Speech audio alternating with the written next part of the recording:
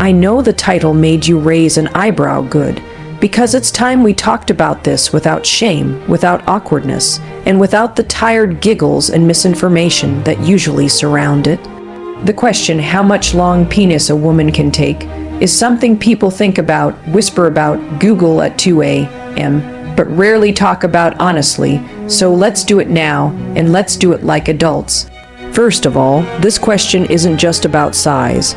It's about something much deeper, no pun intended. It's about how disconnected we are from real intimacy, how confused we are by the stuff we see online, and how we've learned to measure sexual success with the wrong ruler. Literally, here's the biological reality. The average vaginal canal is about 3 to 7 inches deep, and it's designed to expand and stretch, yes, but also to protect. The vagina is a muscle. It's flexible, accommodating, and extraordinary, but it's not limitless. Just like any other part of the human body, it has limits. And it communicates those limits through sensation, through pain, through discomfort signals that we're supposed to listen to, not override. But people don't ask this question because they're curious about anatomy. They ask it because they've been taught to believe that size, specifically a longer penis, equals better sex, more satisfaction, more worth. And that's just false. That myth is fed by porn, by toxic masculinity, by years of silence around women's actual needs and preferences. We've replaced connection with performance. We've replaced trust with ego. And that's why this question keeps showing up. Let's be real. For most women, pleasure is not about depth. It's not about being filled or stretched, or whatever word you've picked up from some badly lit adult video. It's about being seen, being safe, being relaxed, being respected. It's about foreplay, touch, communication, and emotional intimacy. That's what opens the body. That's what allows a woman to enjoy any part of the experience, no matter the size of the person she's with. And you know what else? Preferences vary. Some women love deep penetration, some don't. Some can take more comfortably in the right mood, in the right position, with enough arousal and trust. Others can't. And both are normal. So asking how much can a woman take is the wrong question. The right question is, what does this woman want, need, or enjoy, and am I present enough to listen? There is no gold standard. No perfect number, no finish line. Stop treating sex like it's a race to be won with a ruler. This isn't about having something to prove. This is about being real enough, secure enough, and mature enough to ask your partner how she feels, what she likes, what hurts, and what brings her joy. Do you know what builds unforgettable sex? Respect, curiosity, listening, laughing together, trusting each other enough to say, hey, this doesn't feel great, let's try something else. That's intimacy. And you can't measure that in inches. If you're someone who's anxious about your size, whether you think you're too small or too big, let me tell you this. Your size is not the problem. Your silence is. Your fear is. The pressure you've placed on yourself to be something you're not, that's what's getting in the way. Because if you think being longer makes you more valuable in bed, you're missing the point. And if you think taking more makes a woman more desirable, you're also missing the point. Great sex doesn't come from size. It comes from trust, from slowing down, from paying attention. So, how much can a woman take? The answer is, as much as she wants to, as much as she chooses to, with someone who listens, who checks in, who makes her feel completely safe. It depends on her body, her mood, her arousal, and the quality of the relationship. It has nothing to do with proving anything. It's time to stop using outdated myths to define what makes us good lovers. Let's stop obsessing over size and start obsessing over connection. Because in the end, the best lovers aren't the longest, or the hardest, or the wildest. The best lovers are the ones who care, who ask, who listen, and who never forget that this is about two people, not just one. That's the truth. That's the answer. And if you're ready to be that kind of partner, one who values the experience over the ego, you've already got everything you need. The vaginal canal, in its natural resting state, measures on average between 3 to 4 inches deep. However, during sexual arousal, it elongates and expands, often reaching up to 6 or 7 inches.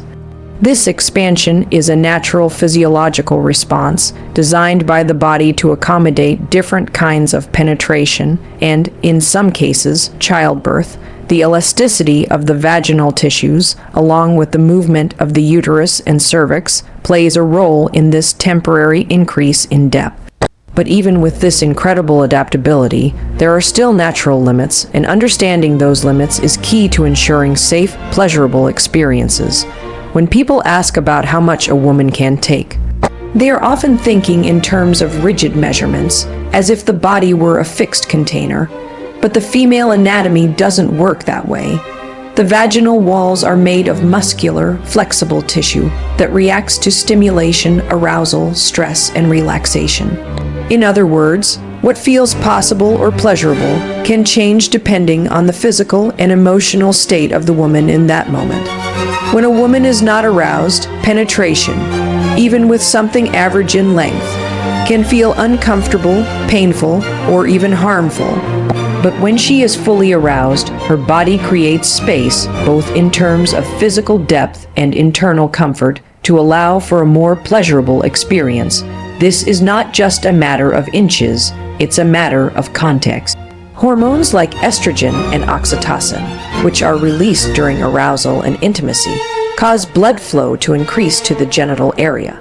This blood flow leads to lubrication, which reduces friction, and to the engorgement and expansion of the vaginal walls. The cervix may lift slightly, making the canal feel longer. All of this together contributes to what many describe as taking more. But it's important to understand that it's not about tolerating more, it's about the body adapting when the conditions are right. The conditions, though, aren't just physical. A woman's sense of emotional safety, relaxation, and trust are just as important as her physiological readiness. If she is anxious, tense, or disconnected from her partner, her body will not respond in the same way. The vaginal muscles may stay tight, the canal may remain short, and any attempt at deep penetration may feel uncomfortable or even painful. This is often misinterpreted as a problem with the woman, when in reality, it's the body doing exactly what it's supposed to do, protecting itself when it senses something's not right. Arousal is not a switch you can flip on demand. It's a process, and the more present and patient the experience is, the more likely it is that the body will respond positively. It's also worth noting that there's no fixed maximum for every woman. Some women naturally have deeper canals, some shallower. Some may enjoy deeper penetration, others may avoid it altogether. These differences are not abnormalities. They are part of the natural variation in human anatomy. The goal should never be to reach some external benchmark for how much she can take, but rather to understand and honor what feels good and what doesn't. That changes with time, with experience, with hormonal shifts, and with the quality of the relationship. Medical studies and anatomy textbooks confirm that discomfort during intercourse is often caused by inadequate arousal, poor communication, or pressure to perform a certain way, trying to take more. Then what feels good can lead to issues like tearing, soreness, or even long-term pelvic floor dysfunction. On the other hand, when arousal is prioritized and pressure is replaced with presence, the experience becomes not only more comfortable, but significantly more pleasurable. Penetration depth should not be seen as a test of a woman's endurance or a partner's prowess. Instead, it should be seen as a collaborative experience, one where both people are tuned into the feedback of the body, and where the aim is mutual pleasure and connection, not checking off some imaginary achievement. Bodies are not machines. They don't respond the same way every time, and they certainly don't respond well to being pushed beyond their limits for the sake of ego. The elasticity of the vaginal canal is a marvel of human design, but it's also a delicate system that deserves care, understanding, and respect. Pleasure during sex is fundamentally about the connection between two people, not the physical size of a body part. The notion that a longer penis automatically means greater satisfaction for a woman is not only misleading, but also harmful in how it shifts the focus away from what truly matters in a sexual relationship. Emotional presence, communication, and mutual understanding are the real keys to pleasure. When two people are emotionally attuned to each other, when they are listening and responding with care and curiosity, the experience becomes far more meaningful than anything size alone can offer. Women, like all people, want to feel seen and valued in intimate moments. That feeling doesn't come from being impressed by anatomy. It comes from being engaged by attention and sincerity. Sex that is rooted in connection, rather than performance, creates space for vulnerability and trust. And it's in that space where the most genuine pleasure unfolds. When a partner slows down and pays attention, when they're not rushing toward a goal or trying to impress, but instead responding moment by moment to their partner's reactions, a different kind of energy takes over. It's less about the act itself and more about what's exchanged between them. Emotionally, energetically, and sensually, that exchange can't be measured with a ruler. It's felt in the silence between words, in the way someone breathes, in how comfortable they are in their own body, and how gently they approach yours. So much of the sexual experience is shaped not by mechanics but by mindset. When someone is present and relaxed, they are more likely to explore, to ask questions, to notice how their partner is responding and adjust accordingly. That responsiveness builds trust, and trust opens the door to more pleasure. On the other hand, when someone is overly focused on their own performance, whether they're worried about lasting long enough, being big enough, or doing it right, they're not fully with their partner. They are in their head. That mental distraction creates emotional distance, and emotional distance is the fastest way to disconnect two people in the middle of a supposedly intimate act. Women are incredibly perceptive during sex. They can tell when a partner is going through the motions or trying to perform. They can feel when touch is rushed or disconnected, and they know the difference between someone who's trying to impress them and someone who's genuinely trying to make them feel good. The latter builds intimacy, the former builds pressure, and pressure is the enemy of pleasure. When a woman feels like she's supposed to react a certain way or live up to someone else's fantasy, she's not fully in her own experience. She's playing a role, and that role often comes at the expense of her own enjoyment. Real pleasure comes when both people are grounded in the moment, free from scripts, and open to what unfolds naturally. That's when experimentation happens. That's when laughter and honesty and playfulness enter the room. And that kind of environment can't exist when someone's primary concern is whether they're long enough or good enough.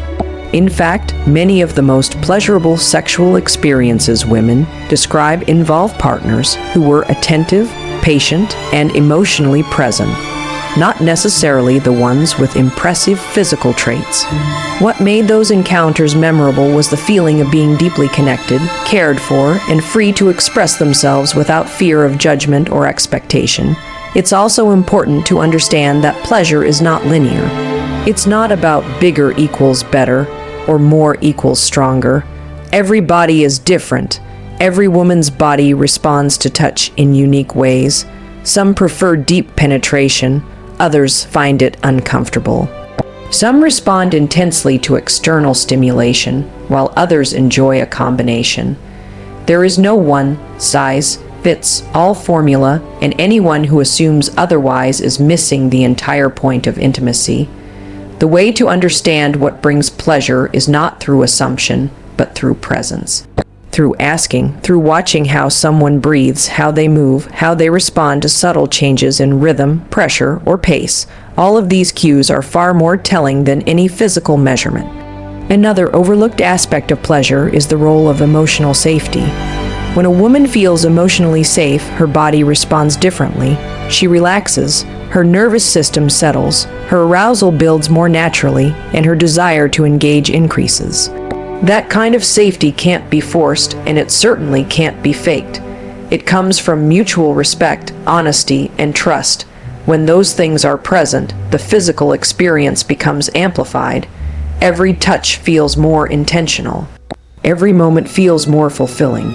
And again, none of that is determined by size.